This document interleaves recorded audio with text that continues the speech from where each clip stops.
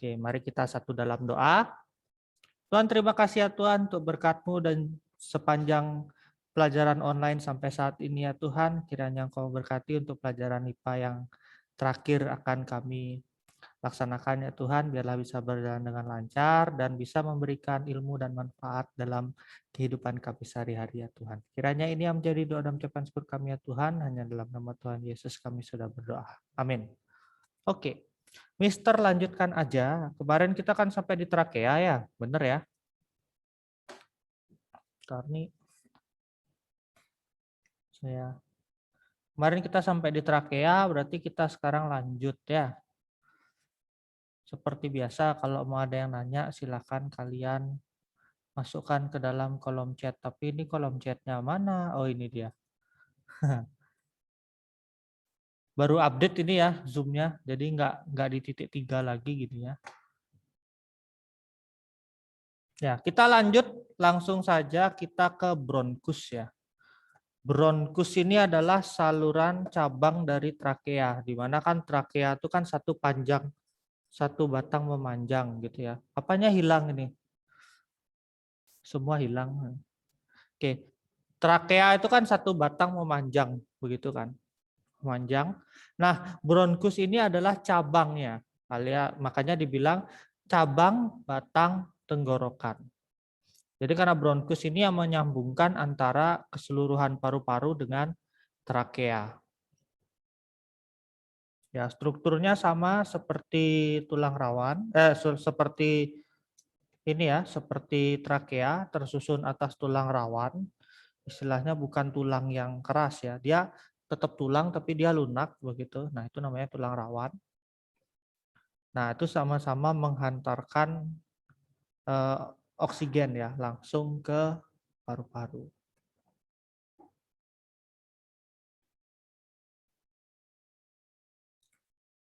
Oke, lanjut kita ke bronkiolus. Nah, bronkiolus ini adalah ini ya, yang menghubungkan antara paru-paru di bagian dalam dengan cabangnya, yaitu bronkus. Ya, jadi kan paru-paru kita itu kan bentuknya tidak utuh begitu ya. Paru-paru kita tuh bentuknya nggak utuh kayak misalkan kita ngelihat jantung, kita melihat apalagi ya, yang utuh tuh ginjal seperti itu. Nah, itu bentuknya tidak utuh seperti itu, cuman paru-paru itu ada gelambir-gelambirnya. Istilahnya kayak apa ya? Kalau daging kalian potong tapi enggak kalian potong full gitu loh. Daging dipotong sebagian tuh kan kayak ada gelambir-gelambirnya gitu kan, belahan-belahannya itu. Nah, bentuknya paru-paru kita itu juga ada seperti itunya. Jadi tidak utuh plek begitu ya. Tidak utuh plek tapi ada pembagian-pembagian lobus istilahnya atau gelambir-gelambirnya. Nah, bronkiolus ini menghubungkan antara bronkus sama gelambir-gelambirnya. Jadi ada cabangnya begitu ya. Cabangnya bronkiolus kalau dia ke paru-paru kanan dia ada 3. Nah, cabangnya bronkiolus kalau yang ke paru-paru kiri ada 2. Karena jumlah lobus yang sebelah kanan itu ada 3, sebelah kiri ada 2. Nah, ini Mister langsung jelaskan aja sekalian ke paru-paru ya. Kenapa kalau misalkan paru-paru kita itu kok beda lobusnya begitu ya? Kenapa Mister? Kenapa jumlah paru-paru kita tuh kok nggak sama sih lobusnya? Kayaknya nggak seimbang banget sih kita diciptakan gitu ya.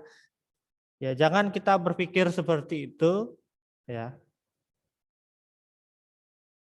Jangan kita berpikir seperti itu karena ini ya. Karena eh, paru-paru kita yang sebelah kiri terutama itu kenapa 2 lobus?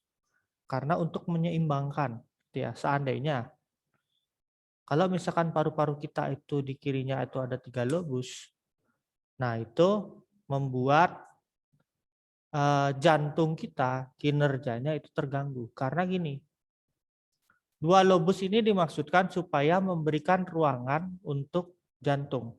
Jantung kita itu kan di sebelah kiri ya, di rongga dada sebelah kiri, bener kan? Meskipun dia agak ke tengah, tapi dia tetap di kiri. Nggak ada dong kalian merasakan detak jantung di dada kalian sebelah kanan, begitu. Nggak ada kan? Kalau ada, ya tolong pertanyakan ya. Nah, sebelah kiri kan. Nah, itu lobus. Kalau misalkan paru-paru kita itu ada 3 lobus di sebelah kiri, itu akan menghambat kinerja jantung kita. Istilahnya kayak kita di dalam lift yang harusnya hanya ada 4 orang diisi oleh 7 orang. Sempit-sempitan toh, ya kan? Sempit-sempitan. Nah, itu dia. Itu yang terjadi kalau misalkan lobus paru-paru kita yang di sebelah kiri itu jumlahnya lebih dari 2, ya. Jadi kita puji Tuhan banget ya, Tuhan menciptakan kita sampai sebegitu detailnya begitu ya. Sehingga antara organ satu dan organ lainnya itu kerjanya tidak saling mengganggu, ya. Nah, lanjut ke alveolus. Nah, kalau misalkan kalian pernah lihat kan kalau mungkin kalian ke pasar gitu ya, yang sering ikut mamanya atau mungkin sering diajak oleh orang rumah begitu untuk ke pasar, terus ada juga orang rumah mungkin atau kalian sendiri yang suka makan jeroan gitu ya. Tentunya mungkin kalian pernah melihat paru-paru yang mentah gitu ya, entah itu paru-paru sapi, paru-paru babi begitu ya. Nah, kalau pernah kalian membelah paru-paru, pasti kalian pernah melihat struktur yang mirip seperti buah anggur, ya. Ada bulat-bulat begitu, tapi kecil-kecil, ya. Ada bulat-bulat, tapi itu kecil-kecil. Nah, itu namanya alveolus. Ya, itu namanya alveolus. Nah, fungsi dari alveolus itu sendiri adalah tempat pertukaran udara.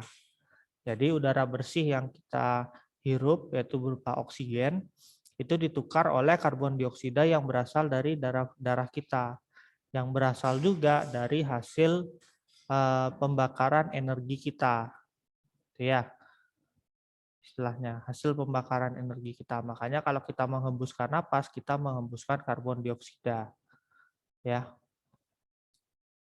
Makanya kalau kita niup api, apinya jadi padam karena kita menghembuskan karbon dioksida. Kalau misalkan kita menghembuskan oksigen, yang ada api yang kita hirup itu jadi makin gede. Gitu ya, jadi avatar kita, pengendali api. Enggak ya? Tuh. Nah, jadi yang bertukar di dalam alveolus. Jadi di alveolus itu ada pembuluh darah kapiler di situ, ya. Makanya kalau kalian lihat di gambar sebelah kiri, itu kayak ada jaring-jaring tipis, ada yang warnanya merah, ada yang warnanya biru. Nah, itu adalah pembuluh darah kapiler, tempat terjadinya pertukaran udaranya. Gitu.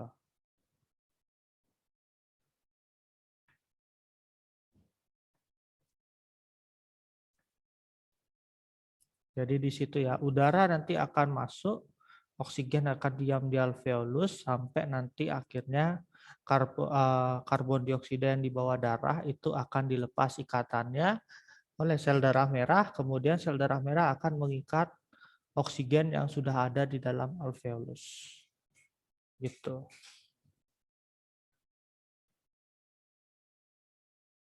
Ya, kalau sudah ada pertanyaan, silakan. Kalau yang mau tanya-tanya atau mungkin masih kurang dimengerti,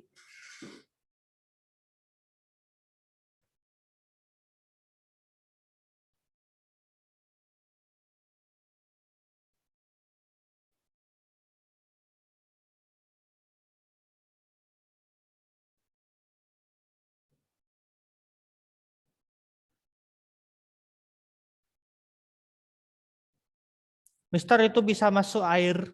Ya, kemasukan air kasusnya itu gini ya.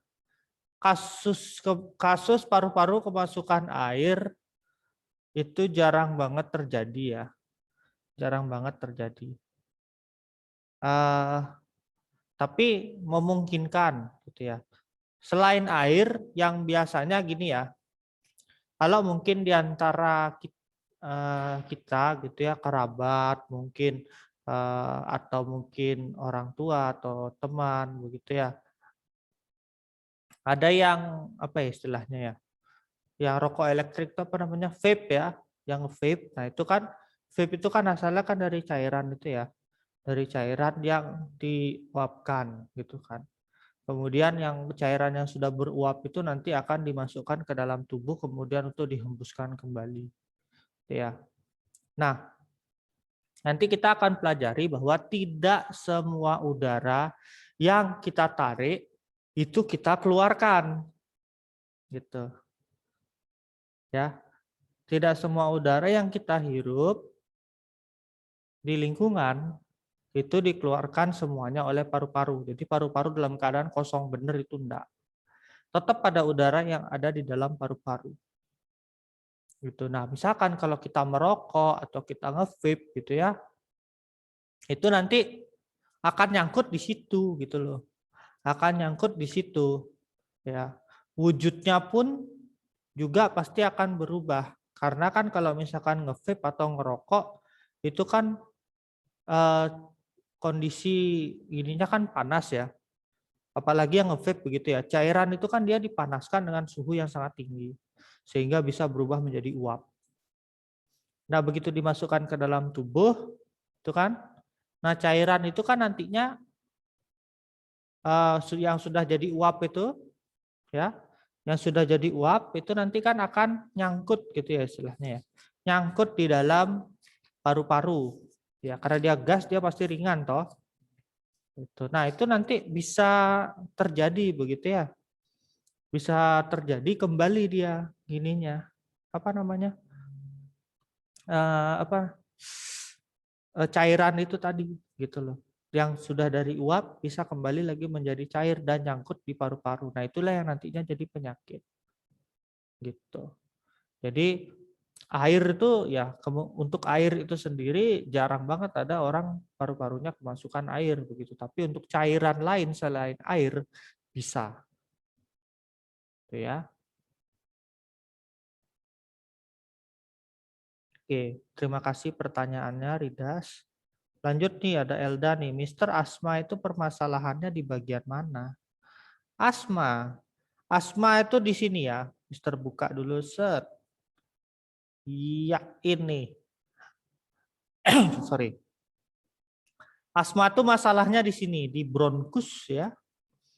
Jadi lapisan bronkus itu dia ini ya, bilangnya apa ya? Kayak alergi. Nah, alergi yang terjadi. Biasanya orang kalau asma tuh apa ya? Ada yang alergi dingin asma. Ya, karena yang masuk udara dingin. Mungkin ada orang yang alergi debu, asma. Gitu ya. Alergi debu jadi asma. Nah, itu apa namanya? Itu bisa membuat dinding dari bronkus itu jadi menebal istilahnya. Ya.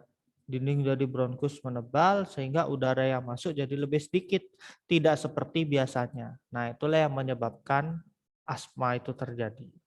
Gitu ya.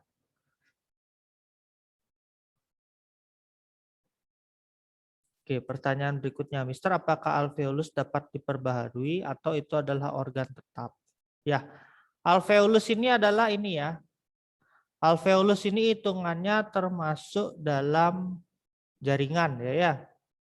Alveolus ini termasuk dalam jaringan sehingga sel-sel yang ada di dalam alveolus itu dapat diperbarui. Sel-sel yang ada pada alveolus itu sendiri. Ya.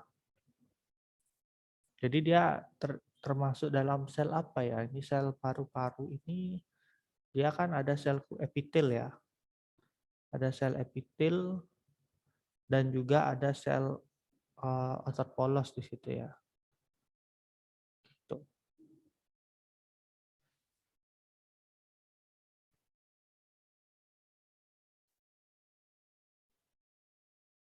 Mister, kenapa kalau kita tidur tengkurap kita susah napas? Karena posisi gini kita tertekan ya, gini loh. tubuh kita ini kan terkena gaya gravitasi oleh bumi, itu kan. Ketika kita duduk atau kita berdiri gitu kan, tubuh kita ini kan ditopang ya. Nanti kita akan bahas di mekanisme pernapasan itu ada salah satu otot yang menopang dari paru-paru dan jantung kita ini, gitu ya, sehingga tidak turun ke bawah, begitu ya. Nah itu ketika kita tidur tengkurap, otomatis tubuh kita pastikan akan mengikuti gaya gravitasi atau ke bawah. Nah, ketika kita bernapas, ketika kita menarik napas, rongga dada kita ini kan membesar, ya kan? Rongga dada kita membesar, nanti itu akan tertekan oleh istilahnya? Tempat tidur kita, entah kita tidur di kasur atau kita tidur di matras kayak gitu ya. Itu akan saling menekan sehingga membuat dada kita jadi ini ya, susah nafas gitu. Oke, pertanyaan berikutnya, Mister benar enggak nih? Paru-paru itu adalah satu-satunya organ yang bisa ngapung. Ya, betul. Mister berani jawab ini benar karena Mister sudah pernah melakukan ini sendiri. Gitu ya. Jadi ada paru-paru, Mister pakai paru-paru babi waktu itu, waktu zaman SMA ya. SMA apa kuliah ya? Ya itulah Mister lupa. Tapi Mister pernah ngelakuin gitu ya. Pernah Misternya naruh bak yang Mister sudah isi dengan paru-paru babi yang tidak pernah yang belum diisi oleh udara, ya, yang belum diisi oleh udara. Mister masukkan, tenggelam dia. Tapi begitu Mister hirup udara di situ, Mister tiupin Mister tiupin selang gitu kan, karena langsung trakeanya itu terhubung dengan selang begitu ya. Mister langsung tiup begitu dan dia ngapung gitu. Ya.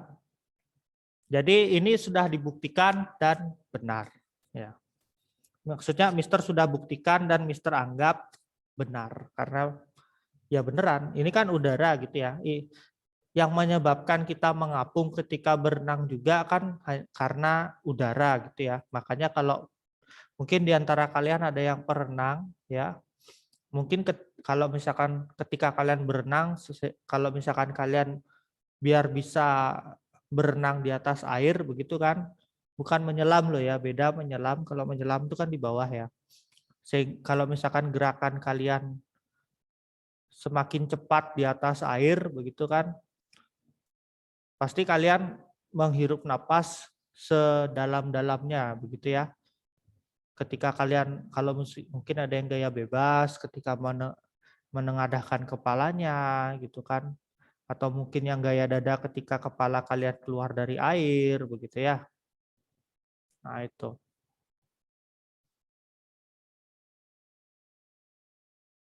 Itu yang bikin kita terapung ketika kita berada di kolam renang. Oke, ini ada pertanyaan lagi, Mister. Kenapa ada orang yang tidur bisa ngorok? Ya ini kalau ngorok ini memang ada hubungannya dengan sistem pernapasan kita, gitu ya.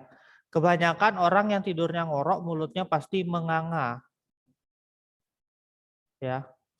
Jarang ya, bukan nggak ada, tapi jarang ada orang ngorok tidur mulutnya ketutup. Coba deh kalau kalian perhatikan, minimal aja mulutnya kebuka dikit aja kalau orang ngorok. Nah itu disebabkan karena ini ya, ketika kita ngorok, ya tubuh kita ini kan sangat memerlukan oksigen, gitu ya. Tubuh kita ini sangat memerlukan oksigen.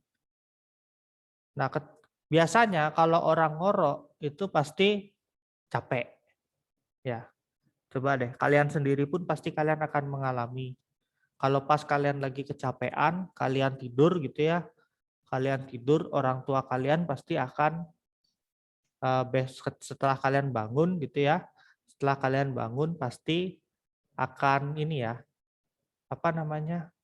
Akan komplain istilahnya ya. Kok tidurnya ngorok sih gitu. Coba kalau kalian perhatiin mulut kalian itu pasti terbuka. Dan memang biasanya kalau orang ngorok itu disertai dengan ngiler ya. Karena kan itu dah oksigen yang kita masukkan itu maksimal. Pokoknya harus tubuh itu harus terisi oksigen secara maksimal sehingga ketika kita bangun kita pulih dalam keadaan yang enak. Gitu. Ya. Nah, efeknya adalah setelah kita menghirup oksigen sebanyak-banyaknya dari hidung dan dari mulut gitu ya supaya semua maksimal gitu kan.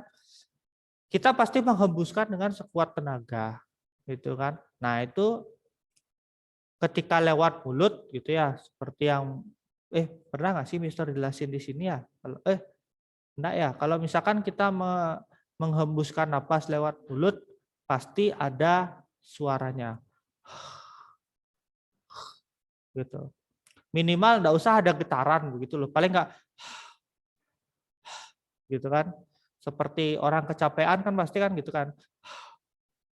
Gitu suaranya. Nah, itu dah efek dari itu dan pita suara yang bergetar. Makanya menimbulkan suara dengkuran atau ngorok. Tuh. Ya, itu pasti semua orang pernah mengalami, apalagi yang memang pekerjaannya atau setelah melakukan kegiatan yang sangat melelahkan. Oke, Mister, kalau anjing saya tidak buka mulut, maksudnya gimana nih? Ngorok tidak buka mulut gitu ya? Ya.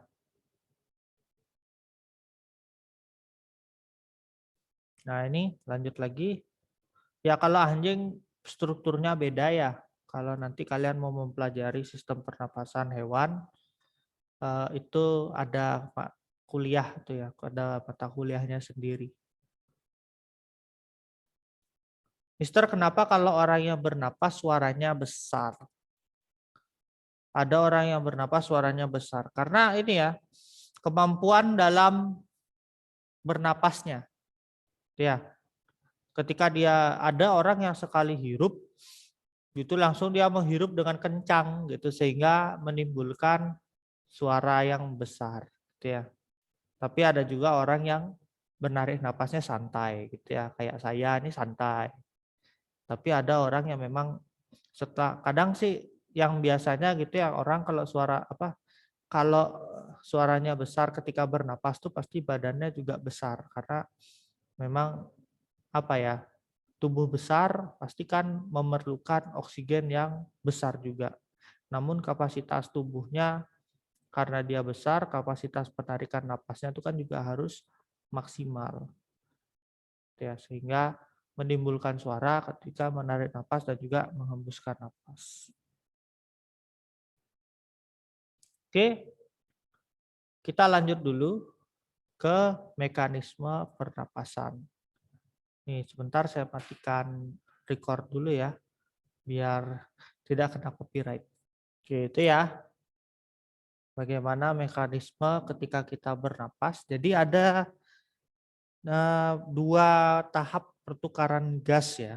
Dua tahap pertukaran gas yang terjadi pada kita manusia. Yang pertama itu ada pernapasan luar dan pernapasan dalam.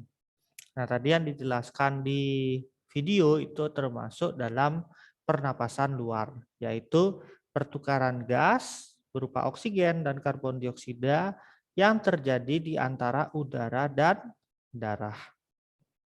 Jadi udara itu asalnya dari mana? Dari lingkungan yang masuk melalui saluran pernapasan dan berakhir di alveolus. Itu udaranya. Nah, darahnya itu berasal dari pembuluh darah, terutama dari jantung, yang membawa karbon dioksida menuju ke kapiler yang ada di alveolus. Nah, itu namanya peristiwa atau tahap pertukaran gas secara eksternal atau secara luar, ya. Nah, Berikutnya ada pernapasan dalam, di mana pernapasan dalam itu adalah pertukaran gas yang terjadi di dalam jaringan tubuh. Ya, kalau kalian tadi lihat, begitu kan, oksigen itu kan dari alveolus gitu kan, oksigen itu kan dari lingkungan masuk sampai ke alveolus, menunggu, bukan menunggu sih istilahnya, ya menantikan ya, lebih lebih ke ya itulah, menunggu sel darah merah membawa karbon dioksida dari jantung, ya kan? Nah, nanti setelah darah kotor itu datang yang membawa karbon dioksida, jadi sel darah merah kita itu langsung melepas karbon dioksida dan membawa oksigen, gitu ya. Langsung dia mengikat oksigen untuk dibawa ke seluruh tubuh. Nah, nanti setelah sampai misalkan nih contoh di otak begitu ya. Otak ini kan juga perlu oksigen ya. Tuh kan.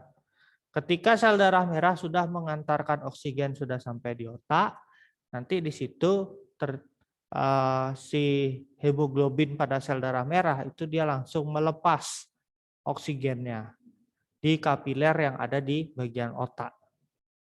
Gitu. Masuknya oksigennya itu nanti masuk ke cairan tubuh. Misalkan di otak berarti ada cairan apa gitu ya. Masuk ke situ dan nanti sama tukar lagi jadi karbon dioksida lagi kayak gitu ya. Dibawa lagi ke jantung untuk dioper lagi ke paru-paru kayak gitu ya. Yaitu tahap pernapasan kita. Nah, selanjutnya ketika kita bernapas juga gitu ya. Enggak cuman paru-paru aja, enggak cuman paru-paru kita aja yang bekerja gitu ya. Tapi saling bekerja sama antara otot dan juga paru-paru. Gitu ya. Paru-paru kita ini kan ototnya otot polos ya, kerjanya kan tidak disadari ya. Ya, kecuali kita pengen ngatur gitu kan. Ya kan, meskipun kita sistem pernapasan kita bisa kita atur, tapi ketika kita tidak melakukan sesuatu pun kita tetap bernapas kan. Ya, itu tandanya organ pernapasan kita ini masih terdiri dari otot polos gitu ya. Kalau terdiri dari otot lurik gitu, mungkin kita harus ingat ya kita bernapas terus gitu, jangan sampai lupa gitu ya. Lupa bernapas langsung koit kita gitu. Nah, ketika paru-paru kita mengembang dan mengempes itu juga tidak apa ya, tidak tergantung itu juga, tetap tergantung oleh otot yang ada pada sekitar tulang rusuk kita. Pernah kan? Mungkin kalian ada yang sering beli iga bakar, pasti yang kalian cari daging yang ada di tulangnya itu kan, bukan tulangnya yang kalian makan toh. Ya kan? Makan sampai ke tulang-tulangnya. Nah, itu adalah otot yang ada di tulang rusuk. Gitu ya. Otot yang ada di tulang rusuk. Nah, ketika kita menarik napas, otot yang ada di tulang rusuk kita ini juga ikut kontraksi. Gitu ya. Ikut kontraksi istilahnya kaku gitu ya. Kayak kita yang biasanya laki-laki kita habis olahraga pasti kita sering pamer pamer otot ya. Pamer otot itu pasti bagian yang kita tonjolkan itu adalah bagian yang kaku begitu kan. Nah, itu sama ketika otot tulang rusuk kita itu juga jadi kaku gitu kan, berkontraksi. Nah, di situ udara masuk ke dalam tubuh kita ya. Itu terjadinya bersamaan gitu kan. Ketika kita menarik napas langsung otot tulang rusuk kita langsung berkontraksi, udara masuk banyak, paru-paru juga langsung mengembang gitu ya. Volume rongga dada kita membesar, terus tekanan udara di dalam di dalam paru-paru kita itu jadi mengecil. Tuh, sehingga udara masuk ke paru-paru. Nah, itu pernapasan dada. Kalau pernapasan perut dipengaruhi oleh otot diafragma namanya. Nah, otot diafragma ini ada di bagian bawah tulang rusuk kita. Ya, bagian yang menopang istilahnya. Yang menopang paru-paru dan jantung kita supaya dia tidak jatuh ke bawah. Ya. Kalau misalkan diafragma kita rusak, pasti kita akan sering mengalami gangguan pernapasan. Percaya deh sama Mister. Tuh. Nah, kalau misalkan di pernapasan dada itu juga sama, bekerja sama juga ketika kita menarik napas gitu ya. Otot diafragma itu kan bentuknya melengkung ya, bentuknya melengkung. Nah, ketika kita menarik napas, otot diafragma itu akan jadi datar. Gitu, jadi datar. Kemudian, nah, balik lagi, volume paru-paru kita nanti membesar, gitu ya. Tekanan udara di dalam paru-paru kita mengecil, begitu. Nah, itu udara akan masuk. Kalau kalian masih bingung, kita anggap aja gini deh. Anggap balon itu adalah paru-paru kita. Balon, ya, balon. Anggap balon itu paru-paru. Nah, kulit balon itu kan ada kulitnya ya. Nah, mungkin kita bisa niup balon kalau nggak ada kulitnya kan. Nah, anggap kulit balon itu adalah otot pada tulang rusuk. Anggaplah kayak gitu ya, anggap kayak gitu. Nah, ketika kita niup balon, entah kita mau pakai kita tiup manual pakai mulut atau kita pakai pompa, ukuran balon pasti akan membesar. Sama kayak paru-paru kita juga dimasukin udara, ukurannya pasti akan membesar. Nah, kalau kalian pegang di bagian kulit balon, itu kan pasti akan lebih kaku daripada sebelumnya. Iya kan? Sebelum ditiup balon kulitnya pasti agak tipis, bukan tipis sih. Lebih lemes-lemes gitu ya. Tapi setelah kita tiup dia akan semakin kaku. Nah, anggap itu sebagai otot tulang rusuk. Nah, untuk kita mengetahui tekanan udara yang di dalam paru-paru kita itu gimana, caranya adalah kita masukkan jari kita ke dalam balon yang sudah ditiup. Pasti rasanya kayak hampa kosong begitu ya. Hampa kosong tidak ada apa-apa. Ya karena tekanan udara pada balon itu kecil. Tekanan udara yang ada di dalam balon itu kecil. Sama. Ketika kita narik nafas juga, tekanan udara yang ada di dalam paru-paru juga kecil. Itu ya. Oke, ada pertanyaan dulu, silahkan.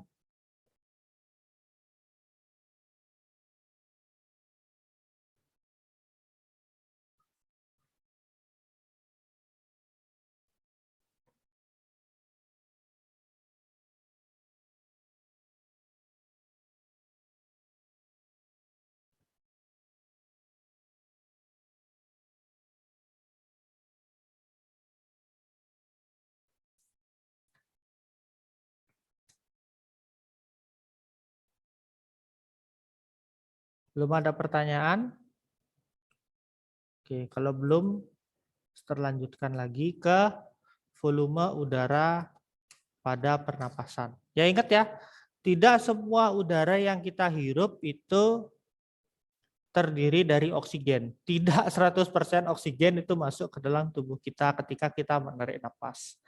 Tapi yang diproses itu tetap oksigen ya. Yang diproses oleh darah itu adalah oksigen. Tapi yang masuk ke dalam tubuh itu tidak sepenuhnya oksigen. Ya, kalau nggak salah ada sekitar berapa ya? 70% itu udara yang lain, 30%-nya oksigen. Itu bahkan ada yang 20% oksigen, 70% udara lain, 10%-nya itu ada bakteri gitu ya.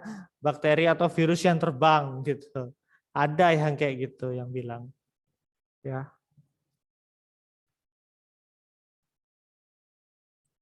Nah, itu kandungan yang ada di dalam udara yang kita hirup. Nah, untuk jumlahnya, jumlah relatifnya, nah silakan kita tonton video ini dulu. Ya, itu ya. Jadi volume udara yang masuk ke dalam tubuh kita itu tidak ini ya. Jadi paru-paru kita itu enggak mengeluarkan semuanya, gitu ya. Enggak mengeluarkan semua udara yang sudah kita hirup. Ya. Jadi ada tetap sisa udara yang ada di dalam paru-paru. Ya, sehingga tubuh kita tidak terganggu ya. Nah, ini juga dapat berkurang gitu. Kapasitas volume ini juga dapat berkurang kalau misalkan kita terpengaruh oleh penyakit ya, penyakit pernapasan lah, contohnya asma kayak gitu ya, atau mungkin paling parah ya pneumonia lah ya, paling parah itu. Oke, silakan kalau memang ada yang ingin ditanyakan, kita pakai sesi tanya jawab sebelum nanti Mister lanjutkan ke pengumuman kegiatan kita di minggu depan berarti ya, minggu depan kalau kalian udah masuk ya.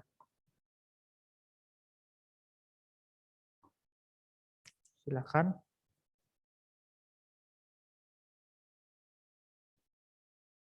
Ada pertanyaan-pertanyaan?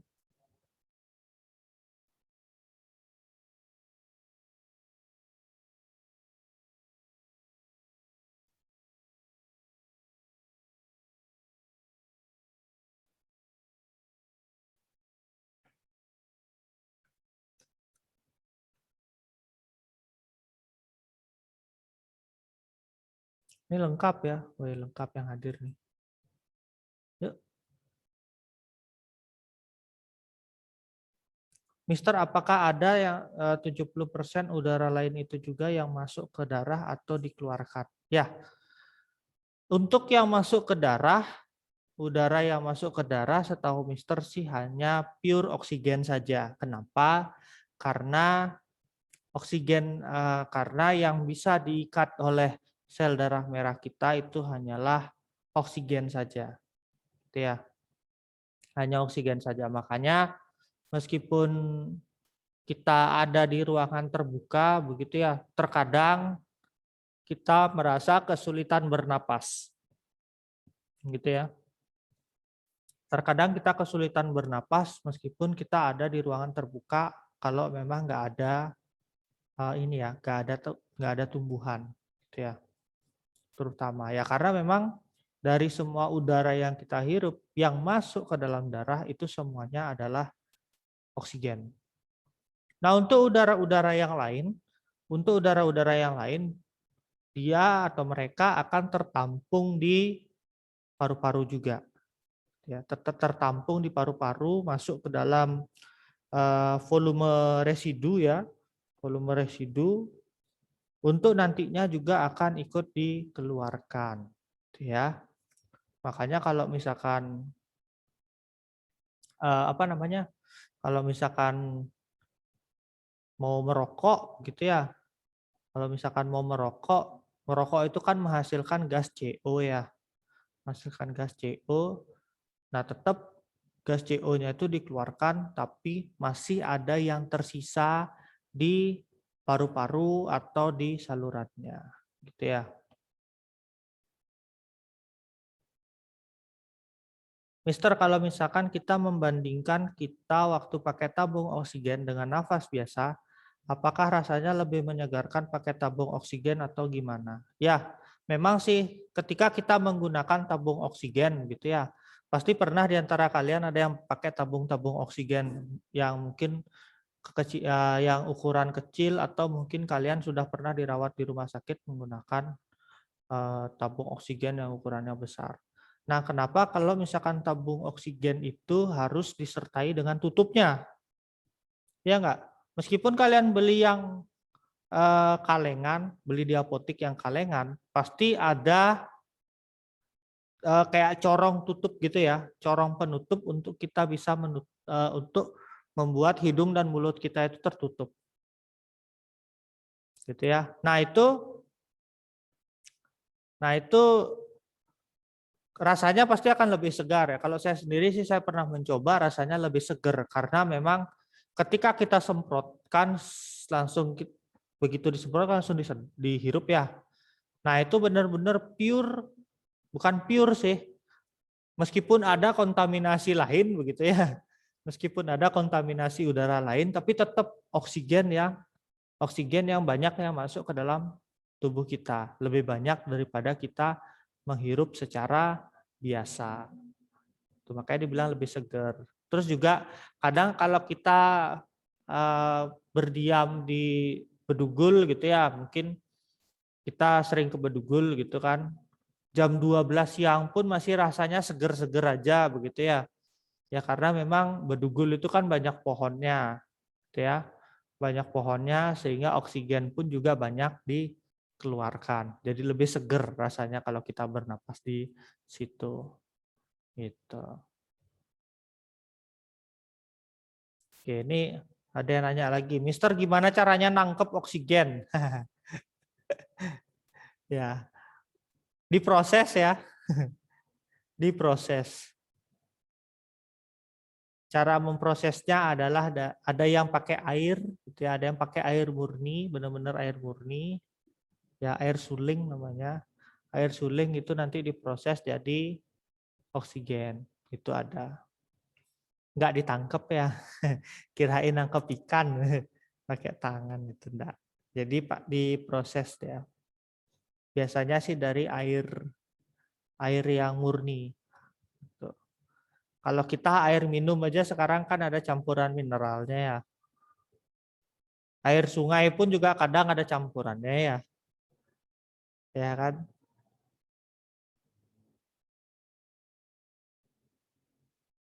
Tapi ini benar-benar air yang murni air dipakai.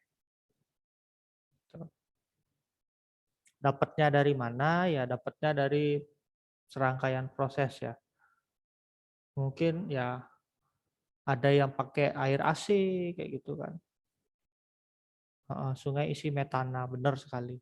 Metananya didapat dari kotoran ya. Kotoran hewan atau kotoran siapa gitu ya. Oke, ada pertanyaan lagi? Silakan. Ya, waktunya kita masih lagi 5 menit ya. Silakan 5 menit terakhir kita pakai sesi tanya jawab.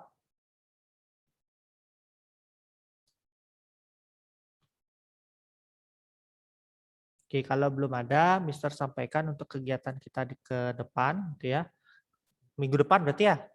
Minggu depan, kegiatan kita minggu depan berarti kita akan melakukan kegiatan sama seperti yang pertemuan sebelumnya tentang peredaran darah, tapi yang kita hitung bukan denyut nadi. Kemarin kan kita menghitung denyut nadi, ya. Tapi sekarang kita menghitung frekuensi pernapasan. Frekuensi pernapasan itu adalah jumlah berapa kali kita bernapas dalam waktu 1 menit. Ya. Untuk teknisnya, Mister akan jelaskan di pertemuan selanjutnya. Dan juga sekalian ada lembar kerjanya juga Mister akan masukkan langsung di LMS ya. Oke, ada pertanyaan-pertanyaan lagi silakan.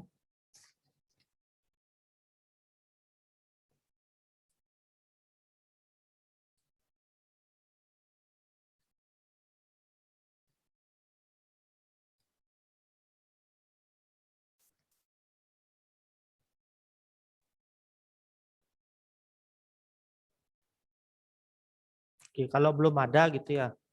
Tadi di kelas mana itu ya Mister lupa. Ada yang nanya, Mister kenapa kalau orang merokok nikotinnya itu tetap masuk ke dalam tubuh gitu ya. Itu gimana prosesnya gitu ya. Nikotin itu kan ya zat ya yang terbawa oleh ini ya, terbawa oleh karbon karbon CO-nya itu ya, karbon monoksidanya ya terbawa oleh uap ketika kita menghirup rokok. Nah, itu karena nikotin itu bukan oksigen gitu ya, tapi nikotin itu adalah sebuah senyawa yang bisa masuk ke dalam darah gitu ya. Jadi dia tidak terbawa oleh sel darah ini ya, sel darah merah gitu ya. Makanya kalau orang merokok itu semua zatnya bisa masuk ke dalam darah kita. Tadi kan hanya udara lain masuk ke dalam darah, kalau untuk udara lain tidak. Sedangkan senyawa lain bisa masuk ke dalam darah. Nggak bedakan ya. Senyawa, ada juga senyawa wujudnya memang ada yang padat, ada yang cair. Ya.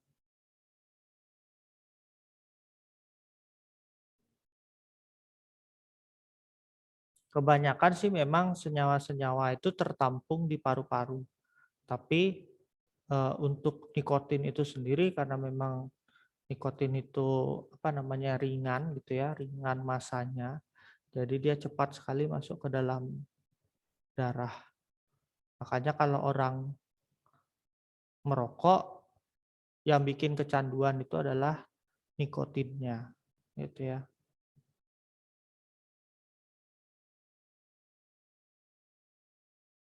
Efek candunya itu nikotin itu. Oke, ada pertanyaan lagi?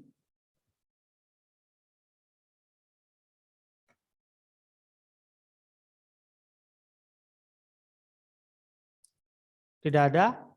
Kalau tidak ada, kita akhiri pertemuan kita hari ini. Kita akan tutup dengan doa.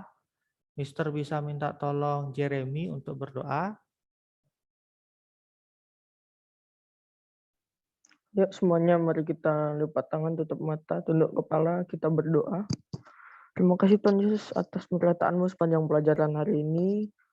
Dan sekarang kami mau melanjutkan aktivitas kami di rumah masing-masing. Tolong sertai kami supaya kami dapat belajar juga lebih baik lagi, berkati juga guru-guru yang sudah mengajar. Dan tolong supaya kami dapat mengingat materi-materi yang sudah disampaikan. Terima kasih Tuhan Yesus, adalah doa kami serahkan semuanya kepadamu. Haleluya, amin. Amin. Terima kasih 8C, Tuhan Yesus memberkati.